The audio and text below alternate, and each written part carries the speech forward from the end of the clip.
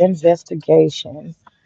My investigation was because I made a picture the other day, and what I found was a whole bus, school bus, coming out on the main street.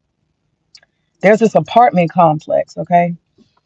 And this apartment complex is located in a area that is considered expensive. So I was very surprised to see like a whole bunch of adult Somalis lined up waiting for the bus, and then the bus pours out like a whole tribe, several tribes of Somali children. It was very surprising to see them in this area. This area is predominantly white, Jewish, and a tad bit of Indians, right? Of course, a speckle of black. But this is a buffer zone between I would say the really, really white area of Atlanta called Brookhaven and Lenox and Buckhead. That's a really, really white stronghold. Um, and so it's kind of a buffer zone. Tucker is a buffer zone too, but um, it's where the Tucker is where the black ends for sure and the white begins. But anyway, we're talking about DeKalb County. So I'm just like, whoa, because this area is known to be very white, very Jewish. And it was surprising to see like a whole bus of Somalis. Um, and just speaking from experience, most of the parents at the schools in that area, kids don't ride the bus. Their parents either pick them up or they're like in the neighborhood, so they walk and get the kids and they ride bicycles. And they also either have a nanny come pick them up or they may have a after school program. Some different like learning centers come pick kids up from the school. So the bus use in that area is kind of limited. You know, like my daughter's school only has like one bus. Most schools have like 10 buses. Parents are very able, to pick their kids up. And I mind you that, like myself, most of the parents at the school is funny because we all look like grandparents, especially the white parents. They look really old. You would think that they were the grandparents.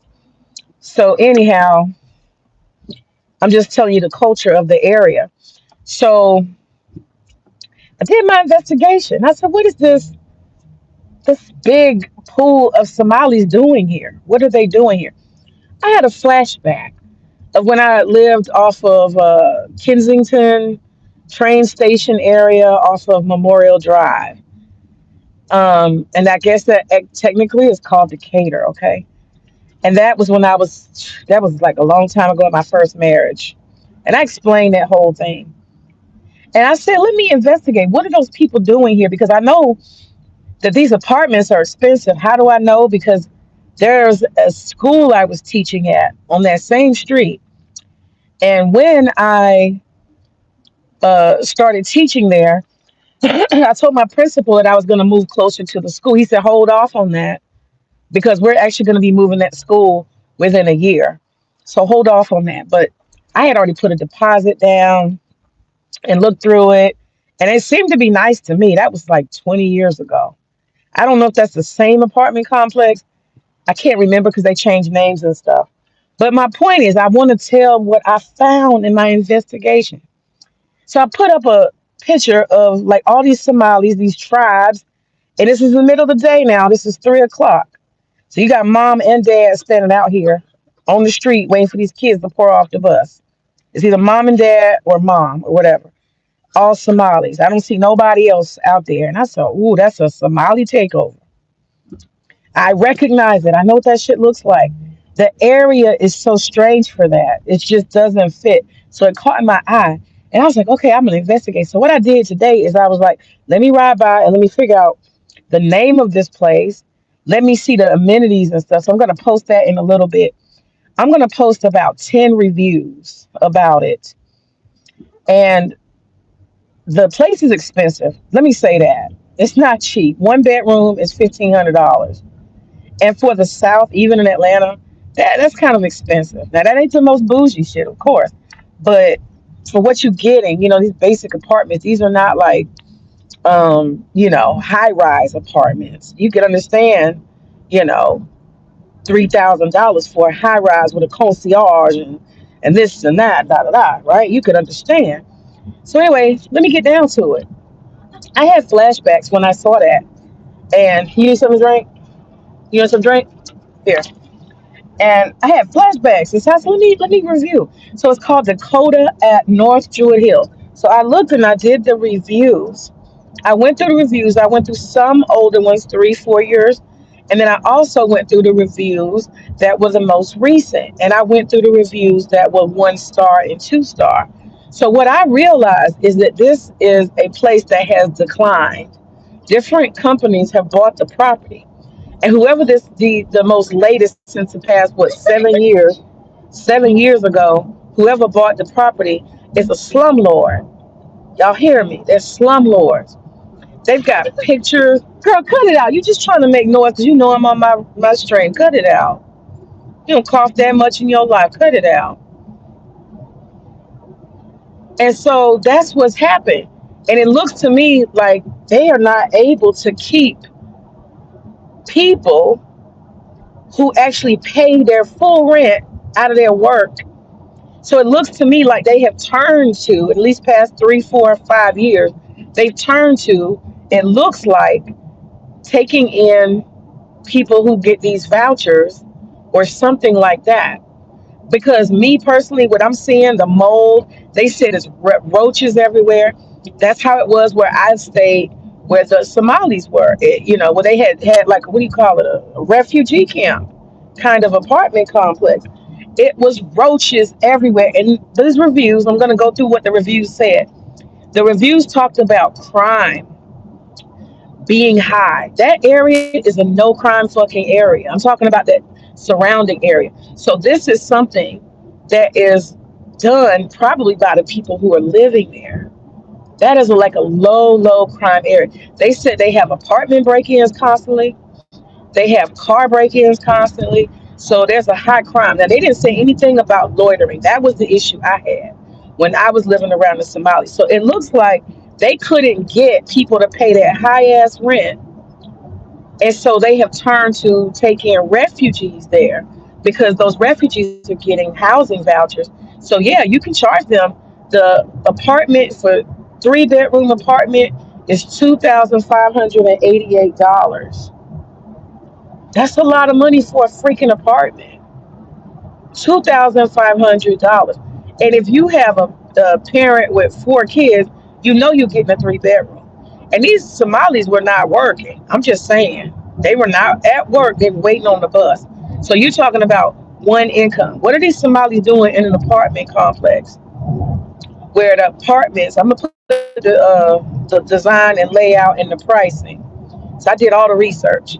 And I looked through them reviews. They talked about roaches. They said it was bad management. And see, let me be honest with you. Once you start letting these people in and they have housing vouchers, okay, the quality and the standards go down. They go all the way down. It talked about the smell in the hallways and the I know about that. I remember that. It was like the carpet is funky and it's stained. Why? Because what Somalis do is they toss their trash into the hallway and they let it leak and stink and whatever the hell they got going on in that bag or them bags of trash is sitting there on the carpet leaking and smelling, and you can never get rid of it. Every time you walk outside, because these are carpeted hallways. Ugh, I'm talking about just, it's a permanent smell of trash. It's a permanent smell of trash. So I hope this doesn't go out. I hope my stream doesn't go out because I'm going around the mountain. I got to do what I got to do.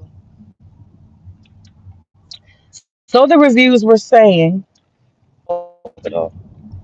So it always tickles me when I go in there and people will say to me, Hi, can I help you? You looking for something?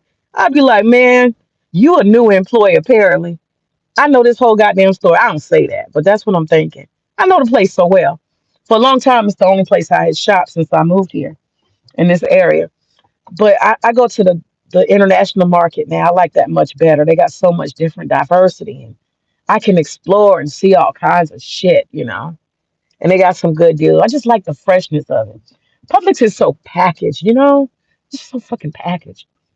But anyway, the Publix has a culture of seeing people, community. Hello, how are you? Looking in the eyes. You're not getting any of that from Somalis and Ethiopians.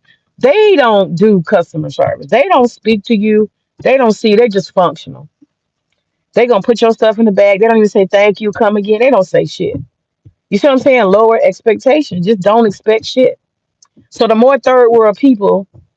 Now the thing I'm putting two pictures of is one. They have an actual sign. They have to tell them not to stand on top of the toilet because that's what they do. They come and they want to stand on top of the toilet. They don't know how to use a proper toilet. That's how third world and nothing Somalia is. That's what they put those signs up for. You don't have to tell an American not to put their seat and stand on top of the toilet seat. You don't have to tell us that. These signs were made for the Somalis. Lowered expectations, low IQ. Also, how about there is a sign? Y'all just seeing is believing. I told y'all I was gonna get this sign. There is a sign that says, "Do not use the toilet water." Do you know they were using the toilet water? It says, "Do not wash your hands in the toilet." What people do you have to tell not to wash their hands in the toilet? Is that Americans? Is that Western people? Come on now. Lowered expectations. I'm not being mean. I'm telling y'all the damn truth. Maybe people don't like how it sounds. I'm also not suited for the third world. That's why I travel to the third world, try to condition myself. I swear to God, I travel to the third world so that I can acclimate myself to not be a fucking punk. I absolutely enjoy going to the third world. I am overwhelmed with how backwards I think things are. They're so fucking different. And I like the strangeness of it. We're about efficiency and modernization, right? And things being accurate and correct. Oh my God. It takes you out of the box when you travel to the third world. Let me give you two examples real quick before I go. I ordered a cheeseburger in an Indian restaurant when I was in India. How about I open up the bun? There's no fucking burger. It's cheese, lettuce, tomato, onion. And I took a picture of it. I have a picture. I had to take a picture. I could not believe it. I told this idiot that I wanted a cheeseburger, and he literally brought me cheese, and that was in a burger form, no meat. Now he is Hindu, so maybe he felt bad. The idea of giving me a burger, they love them cows, and maybe as a Hindu, he thought he was gonna get away with it. I don't know what he was thinking, but I literally called him over and I said, "Excuse me, sir, where's the beef? Where's the meat?" And you said you want your cheeseburger. You want the cheeseburger. I said, "Man, you can't be serious. You can't be that low IQ. You can't. Are you joking? Is this some kind of joke?" I asked him, "Are you joking? You serious?" And he was like, how the Indians, they turn their head, they wobble their head left, right, left, right. He wasn't joking. You see what I'm saying? Only things in the third world like that. Um, what's another situation I saw in the third world? Oh, I was looking at in a restaurant. I was looking at the kitchen. I think I was getting a food to go or something. I don't remember what part of India I was in. And they literally had one person put the pickle on, another person put the lettuce on, another person put the tomato, another person put the mayonnaise. It was going down a line, and this was not a busy place. It was just like 20 dudes, and it was a small spot, and it was like they had to create a job for each and every person, and it just looked like a clusterfuck to me. I'm used to seeing a kitchen function with two, three people, you know. That's it. You got somebody who plates the stuff, somebody who's cooking it, and then the other person who, they set the plate and get all the, other stuff on there. It's a process. It's not difficult. Three people get it done. And I just said to myself, what the fuck is this? But I saw that, I started paying attention. I saw that all over India. I would not be surprised if room service has a person who comes in. Matter of fact, you know what? They do that a lot. I'm noticing that when I was staying with the auntie, my friend, she had an auntie that I stayed with for about a week in Mumbai. I stayed with an Indian family of my friend in Mumbai, and the fucking doorbell kept ringing all the time. And it was all these servant people. They're like collective servants. So one person would come in and wash the dishes and leave. Then there was a lady who come and she would wash the clothes and then hang them out on the balcony. Then they had a lady who all she did was sweep and wipe the floors. Then they had a lady who would come upstairs with this huge big basket, and she was bringing like whatever fruits and vegetables. You don't have to go to the market. She was kind of like Uber, I guess you say Uber Eats or some shit before Uber. That was a long time ago. So some of the shit that we have now, they've been doing in other countries, third world. But she would go up these stairs, and she would bring all of that stuff and be like, "You want tomatoes? You want this? You want that?" And knock on your door every day. And so that's her basket to sell. She bring the market to you. And she would come. I mean, it was just always somebody. There was a lady who washed the dishes, washed the clothes, washed swept the floor. Who else did they have? Who else did they have? Oh, they had a lady for the bathroom, y'all. Just for the fucking bathroom. All she do is clean the bathroom. I was like, how many damn services do you need? We get one housekeeper. I had a housekeeper. She did all of that.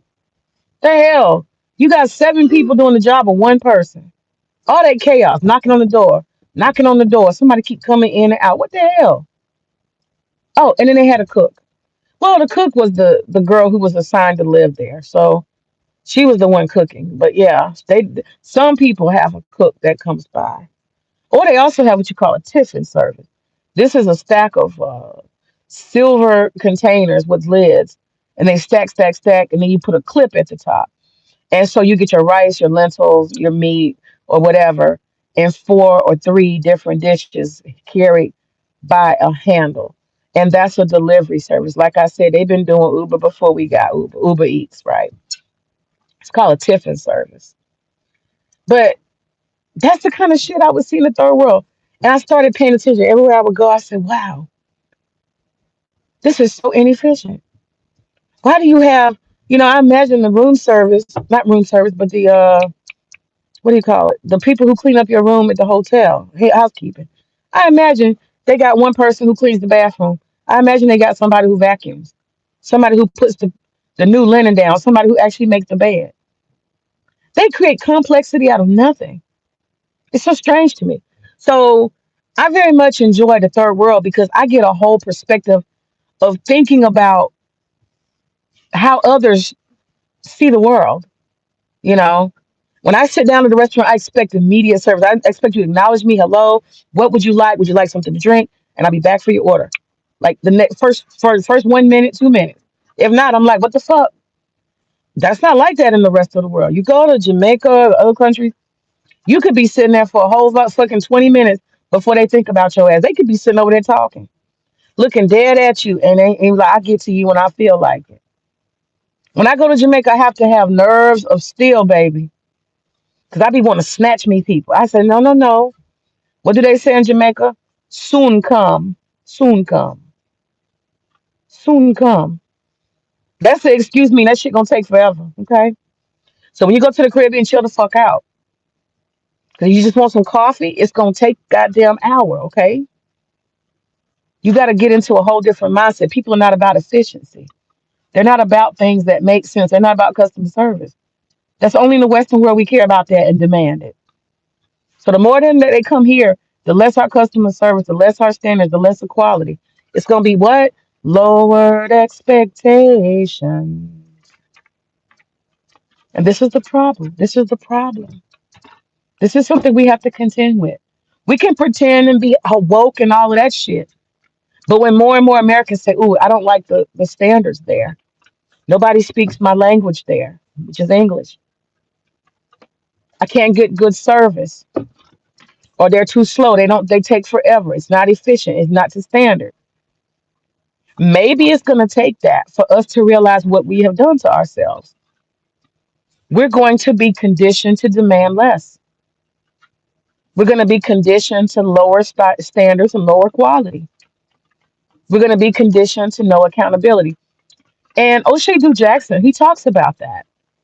Things don't work in other countries. It just don't work. It doesn't fucking work. Get over yourself. I've experienced it. I know what that's like. In America, it's maddening. We can't take it. We have no capacity for things that don't work. We don't tolerate that shit. We start asking for the manager, asking for the man. We hold people accountable. Stop it, Luna. Chill out. But what happens when we have to get to the point where things don't work here and you just have to deal with it? Luna, I swear if you throw that thing again, me and you gonna fight. But what happens, Luna? Are you not gonna listen to me? I'm gonna pop you if you don't stop. Now do it again now. But what happens when we lose our right to have any standards and to have things that work? And I'm not trying to be funny, but look, we've kind of been conditioned with Indians and Asians already. We've learned to go into their establishment. It used to be if I can't use your bathroom, then fuck you. I'm not spending no money with you. It used to be that if I buy something and it doesn't meet the standard or I decide to change my mind and bring it back, you need to give me a refund. Asians have conditioned us, the Orientals. They have conditioned us that there's no bathroom at all ever, and you don't even need to expect one. They've also conditioned us that when you buy it, there's no refund, no matter what. They've also conditioned us that even if they misprice it, they have the wrong price or something, they're not feeling obligated at all to honor the price they put on that shit. Oh, wrong price, sorry. That's it. You understand? And that's been a slow over time. This lowering of expectations and lowering of standards and shit going downhill and not working and being trash, that's coming upon us rapidly, if I'm honest. It's coming upon us quite rapidly. And when these people start working for our institutions and they do shoddy work and fucked up shit, and I'm gonna say something I do love about our Mexican brothers and sisters. Our Mexican brothers and sisters, highly efficient people. Them Aztecs, they get a gold standard when it comes to getting shit done and doing high quality. That's been my experience with them. Highly fucking efficient. They know how to get shit done. Them motherfuckers can put a roof on in 10 hours, okay? 10 of them get up there. They all know their job. They don't even got to talk. They just be working. They like little Smurfs. The Aztecs are like Smurfs. They don't do no smurfing around, you know? They get shit done. So they have been an added benefit. Them Jamaicans, hardworking people. Jamaicans are hardworking people, very efficient. A lot of them Caribbeans, they show a motherfucker. They just joke all the time. To a job. I work to a job. Them motherfuckers work hard. They inspire others to work hard and consistency, right? So we've had some good from different cultures. We're not going to sit here and be like, oh, everybody's fucked up. That's not what I'm saying. I'm talking about lowering our expectations because there are some people who come literally from the bottom of the fucking barrel and they bring their bottom of the barrel culture with them and they change the norm and condition Americans to accept less. Something to think about. It's not a conversation for the woke mind and people who want to think nice thoughts, but it's the realest shit ever. It's the realest shit ever. Ashe, I'm going to post my receipts from my investigation. All right, Ashe, appreciate you.